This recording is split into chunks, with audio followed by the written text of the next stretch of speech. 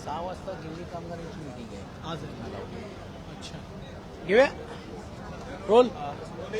Gas cylinder खास करून व्यावसायिक सिलेंडर मिळत नाहीत आणि त्याच्यामुळे हॉटेल 20% मुंबईमध्ये बंद झालेले आहेत आणि पुढे सुद्धा बंद राहतील असं म्हणतात. म्हणजे आजच विधान परिषदमध्ये विरोधी पक्ष या नात्याने स्थगन प्रस्ताव या संपूर्ण प्रश्नाच्या वरती आम्ही आणण्याचं काम केलं. आज सकाळी तुम्हाला माहिती आहे की पायऱ्यावरती आम्ही सर्व लोकांनी आंदोलन देखील छेडण्याचं काम केलं.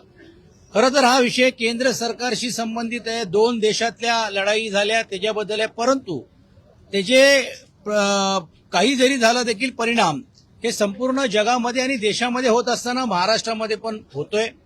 देशाच्या पंतप्रधानांनी कॅबिनेट घेऊन सर्व मंत्र्यांना आपापल्या खात्यामध्ये सतर्क राहण्याचं काम करण्यास सांगितलेलं आहे.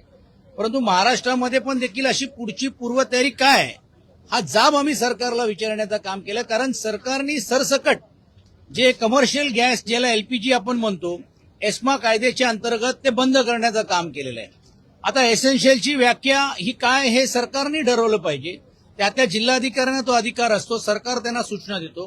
परंतु दुर्दैवाने म्हणावं लागेल की मुंबईसारख्या शहरामध्ये जिकडे 30-40-50% पेक्षा जास्त लोक पण जे शहरामध्ये कामाला येतात ते बाहेर जेवतात किंवा त्यांचे डबे घेऊन जरी आले तरी देखील ते कुठच्या तरी रेस्टॉरंटमध्ये जाऊन बसतात.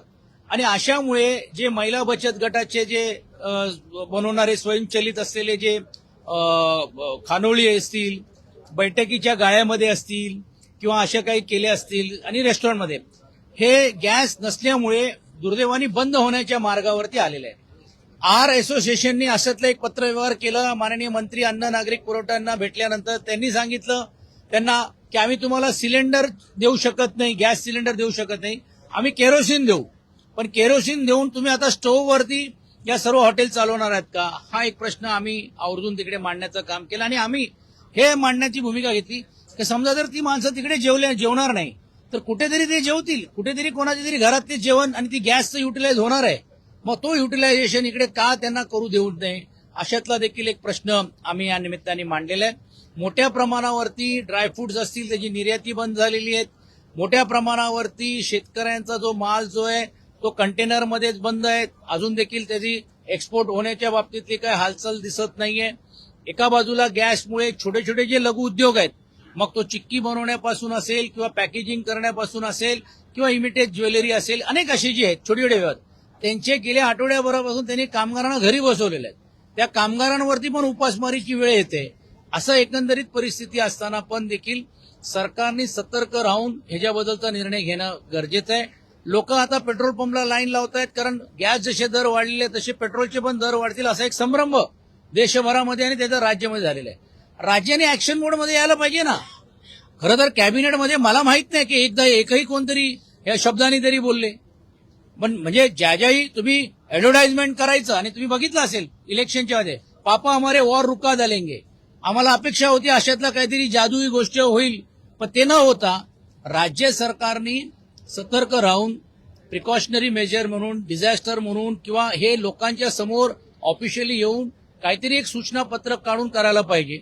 माननीय मुख्यमंत्री कुठेतरी बोलले पण ते निवड फक्त कुठेतरी अशा उडता बोलले न बोलता तातडीने याच्याबद्दलची कॅबिनेट घेतली पाहिजे आणि तशातलं काय नेमकं तुम्ही उपाययोजना वेगवेगळ्या विभागाच्या माध्यमातून करणार. कारण हे वॉर असं जर लांबलं तर अजून दुष्परिणाम हे आपल्यावरती होणार आहेत आणि सर्वसामान्य लोकांना हाल अपेक्षा सहन करावा लागणार आहेत आणि परत आपल्याला चुलीवरती जेवण बनवण्याचा जे दिवस येतील का असा प्रश्न निर्माण होता कामा नये. म्हणून त्या बाबतीतला आवाज उठवण्याचं काम विरोधी पक्षीय नात्याने आम्ही सर्वांनी मिळून करण्याचं काम विधान परिषदमध्ये केलेलं आहे. सभापती यांनी जिल्हाधिकाऱ्यांना देखील आदेश दिले आहेत की या सगळ्याबद्दल चौकशी करा आणि योग्य त्या ठिकाणी लक्ष द्या, कारण का जे वसतिगृहातील मुलं आहेत त्यांना कुठेही अन्नाचा तुटवडा होऊ नये. हा प्रश्न प्रसादजींनी पण उपस्थित केला होता आणि त्यावेळी त्याच्या अगोदर पण आम्ही ती भूमिका मांडली होती की जसं हॉस्टेल्स आहेत किंबहुना वेगवेगळ्या इन्स्टिट्यूशन्स आहेत, हॉस्पिटल्स आहेत, मेजर प्रायव्हेटली हॉस्पिटल्स, अशा ठिकाणी त्यांना तुम्हाला एक्झम्पशनल देणं गरजेचं आहे.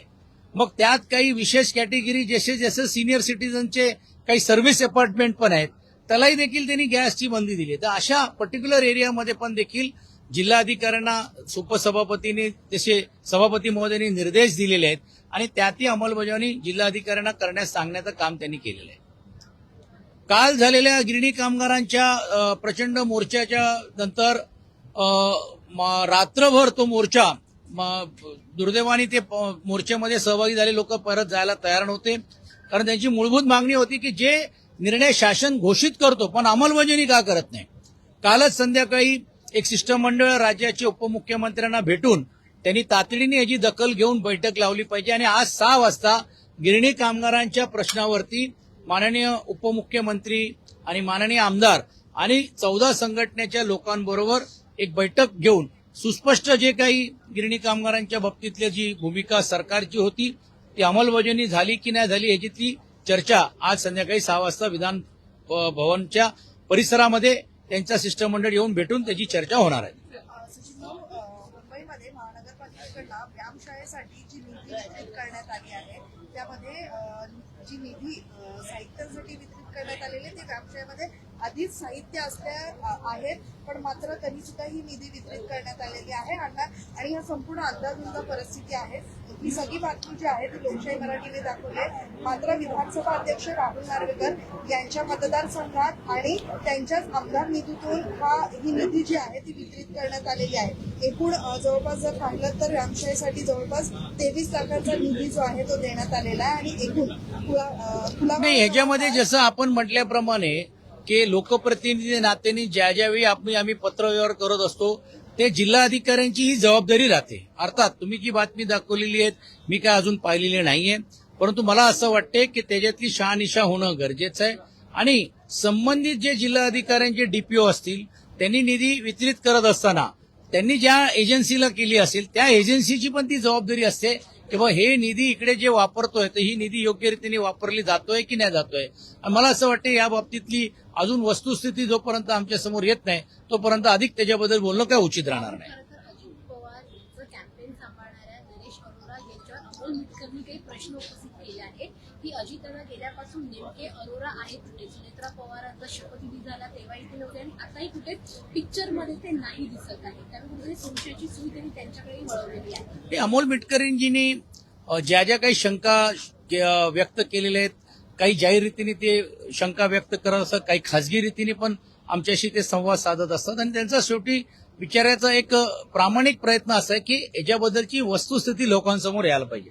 आणि म्हणूनच आज विधान परिषदमध्ये माननीय आमदार शशिकांत शिंदेजी आणि आम्ही सर्वांनीच स्थगनाच्या माध्यमातून ह्या दुर्घटनी झालेली जो अपघात त्याची चौकशी होत असताना त्याची कुठेतरी वेगळ्या माध्यमातून चर्चा व्हायला पाहिजे. कारण एवढा मोठा माणूस एवढा मोठा नेता आमच्यातला सहज गेला आणि त्याची कारणनिश्चय होऊ शकत नाही. फक्त एक दिवस श्रद्धांजली वाहून तो विषय संपला असं कसं चालेल.